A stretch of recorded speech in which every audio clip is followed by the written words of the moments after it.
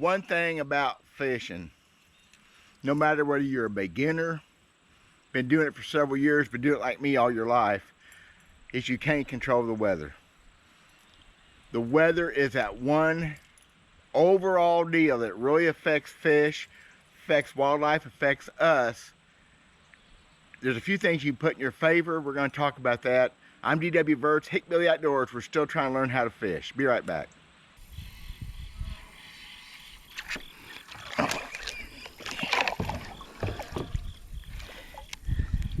Wow, good gosh.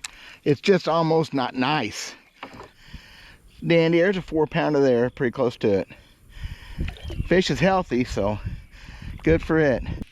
When it comes to weather, and whether or not you ought to be fishing, the biggest thing that's going to happen to you as a fisherman is cold fronts. And when we give the cold fronts like this right here, had one come through day before yesterday, we shot that mile high, they call it sky. There's not a cloud to be seen. Beautiful, but not necessarily good for fishing. Weather affects wildlife, affects animals more than it does humans. Although, if you're my age, you understand the aches and pains that come with upcoming fronts. It's interesting. But with a fish, it's cold-blooded. You think in that water, you think it wouldn't bother them, but it does. I have seen videos, and myself have seen fish after a severe cold front, couldn't hardly stay upright. They were constantly fighting to stay upright. The pressure, barometric pressure, apparently affects them too. Their bladders, it helps them swim upright. Apparently it messes with them. I'm not a scientist, but it happens. A fish in that kind of situation is not going to be one that wants to eat. So number one, skipping through all the details, if you can time your fishing trips where you're not going up against post-cold front, mile-high skies and winds that follow it, you're going to be better off. So if you have a chance to watch forecasts, for what good that does us, but watch forecasts, you can go before a cold front comes through, you're going to be better off mostly. And this is across the board, but cold fronts are more drastic, especially in the northern half of the country, in fall and winter and early spring than they are in the summer. But even summertime cold fronts change fish a little bit. We're going to talk about that. So here's what happens. A cold front's come in mostly from the west, coming across the country. As it gets closer, the barometric pressure starts falling. You'll hear about fishing on a falling barometer.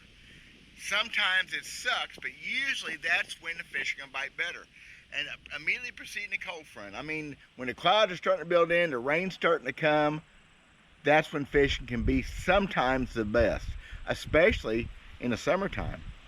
But if you wait till the day after the front, or 2 days like this, where the high pressure moves in, the clouds are blown out, and I see one cloud 100 miles away on the horizon, but that's not much. But that is a signal that we're fixing to go the other way again. Anyway, if you can get out there before that high pressure comes in and settles in, you're going to be better off. More so in cold water, spring, fall, and winter than summertime. What summertime happens, cold fronts, this bright high sky puts fish deeper, makes them suspend deep sometimes, all kinds of fish, and also puts them into heavy cover, underneath boat docks, things like that. So if you've been catching fish, kind of say on a point in 3-4 foot of water, or underneath, around boat docks, come cold front time, high skies for a day or so, or sometimes just for hours, those fish are going to get underneath, they're going to get tighter stuff, they're going to go a little bit deeper, they're going to get out of that high intense sun. I can't believe I have feeling on me right now here in October. So you need to keep this in mind. What this is going to do, if you can understand what weather does affect fishing, you can time your fishing trips better. Or if you can't pick your times, you can go out with the idea that, hey, I'm going to have to do this, I'm going to have to slow down, I'm going to have to fish a little deeper, or something like that. If that makes sense, you can make it work in your favor to a degree. I've had some of my best days ever fishing pre-funnel, especially when it's going to be a bad front. Problem is, summertime may get you in trouble because pre-front means thunderstorms. When that horizon gets that dark black blue stripe on it, you need to get off the water. I've been smart several times, so I'm good. I ain't good. So don't ever push it. It's not worth it. Hail really hurts when you can't get out of it in a boat. better fish, but you just don't know. There's one there though that is, maybe. Look at that fish go. I think they're gonna bite. What do you think? Look at that. No, not much better.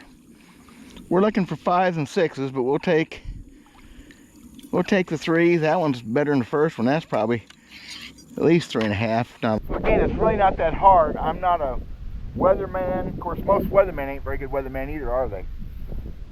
The biggest thing is you need to understand that cold fronts can put fish down. So if you're going on days like today, it's a beautiful day, a little bit of wind, you think it's all wonderful and great, fish ain't biting and you're blaming yourself. No, that is a cold front. That's just what's going to happen with cold fronts. So if you can pick your times, good. For instance, like today though, it's not cold yet. It's beautiful. It's the 60s out here. Wind blowing, probably killing my audio. If I was to fish today, I would fish where the wind is blowing. I'd be fishing on the windy banks. Let the wind break that surface up. It breaks that sunlight up. I would fish a little bit stained water. If you're fishing really clear water after a cold front, you're hurting yourself, except maybe the middle of winter. You need to find a little bit dirtier water, got some stain to it, a foot or two visibility or less, because that is going to be more conducive to you catching fish where they want to bite. After a cold front, dirty water is hugely important to me as a bass fisherman, but it works for all kinds of fish. Say you're fishing a post-cold front, you've had a bunch of rain, all of a sudden everything's running muddy water. Well, that's not good. That's not good, especially cold water. That's not good for any kind of fishing. Catfish, the only fish that really seem like influx of really dirty water. Now give it a couple days. Give it some time after that front, and the next weather starts to come in, the next low pressure starts to build up. Yeah, you're gonna be okay.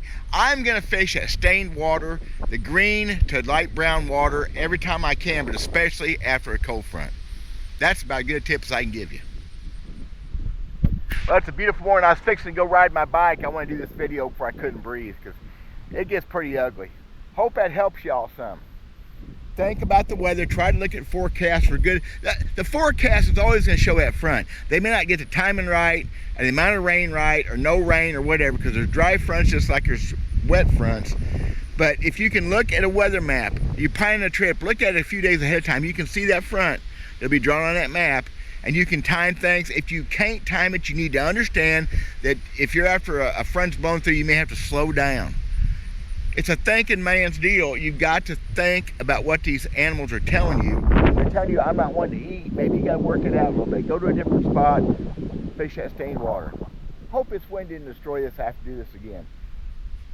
Run out of time on these things. Run out of stuff to talk about. We'll see. God bless y'all. Take care.